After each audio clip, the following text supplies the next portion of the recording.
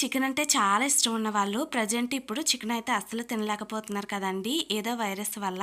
So, అందుకోసమే chicken లేకుండా ఈజీగా ఇంట్లోని అందరికీ నచ్చేలాగా ఈ చికెన్ 65ని అయితే ఒకసారి ప్రిపేర్ చేయండి. నిజంగా చాలా బావుంటుంది. ప్రెజెంట్ ఈ వీడియో చాలా వైరల్ అవుతుందండి.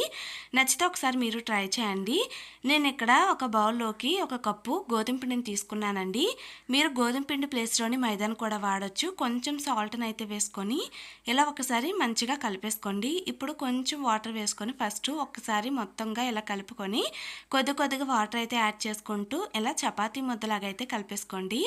ఇలా కలుపుకున్న చపాతీ ముద్దని నేను ఇక్కడ కొంచెం కూలింగ్ వాటర్‌లో అయితే వేసుకుంటున్నానండి. సో, మీరు హాట్ వాటర్‌లో కూడా వేసుకోవచ్చు. రెండిట్లోని ఏదో ఒక దాంట్లోనైతే ఇలా వేసుకొని చపాతీ ముద్దని ఈ వాటర్‌లో అయితే ఇలా వేసేసి మంచిగా వీడియోలో చూపిస్తున్న విధంగా ఇలా ప్రెస్ చేసుకుంటూ మెత్తగా చేసుకోండి. ఇలా చేసుకున్న తర్వాత వీడియోలో చూపిస్తున్న విధంగా ఇలా అయితే వస్తుంది. ఇప్పుడు దాన్ని ఇలా చిన్న చిన్న ముక్కలుగా ఒక ప్లేట్‌లోకి అయితే వేసేసుకొని ఒక 5 నిమిషాలు గాలికి అలా వదిలేయండి. ఇప్పుడు 5 నిమిషాల తర్వాత ఇంకొక సైడు ఒక బౌల్‌లోకి కొంచెం వాటర్ వేసుకొని కొద్దిగా సాల్ట్, పసుపునైతే వేసేసుకొని ఆ పసుపు ఇలా రెడ్ కలర్‌లో వచ్చేంత వరకు మంచిగా మరిగించేసుకోండి. సో, అలా మరిగేటప్పుడు ఈ ముక్కలు కూడా అందులో వేసేసుకొని ఒక 2 నిమిషాలు గట్టిగా అయ్యేంత వరకు ఉడికించేసుకుంటే సరిపోతుందండి. కొంచెం ముక్కలైతే గట్టిగా అవుతాయండి వాటర్‌లో వేయగానే. సో, అలా గట్టిగా అయ్యాక ఇలా ఒక సైడ్‌కైతే తీసేసుకోండి.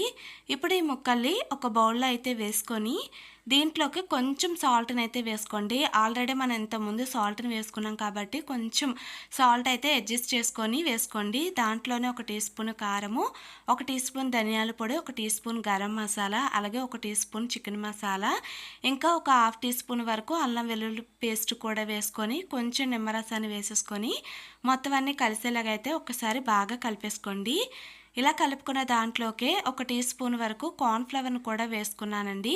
సో, అలాగే సన్నంగా తరుముకున్న కొత్తిమీరని కూడా వేసుకొని మంచిగా ఒకసారి అంతా కలిసేలాగా కలిపేసుకోండి. ఇప్పుడు ఆయిల్ అయితే మరీ వేడిగా ఉండకూడదండి. అలాగే మరీ లోగా ఉండకూడదు.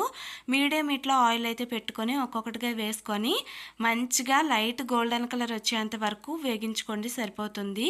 సో, ఇలా బాగా వేగించుకొని తీసుకుంటే మన చికెన్ 65 అయితే రెడీ అయిపోయిందండి. మీ ఇంట్లో వాళ్ళందరికీ బాగా నచ్చుతుంది. గోధుమ పిండితో చేసాం కాబట్టి హెల్తీగా కూడా ఉంటుంది. ఇంట్లో వాళ్ళు ఎప్పుడైనా చికెన్ అడిగినప్పుడు ఈ విధంగా చికెన్ బయట నుంచి తేకుండా ఇంట్లోనే ఈజీగా చేసి పెట్టండి.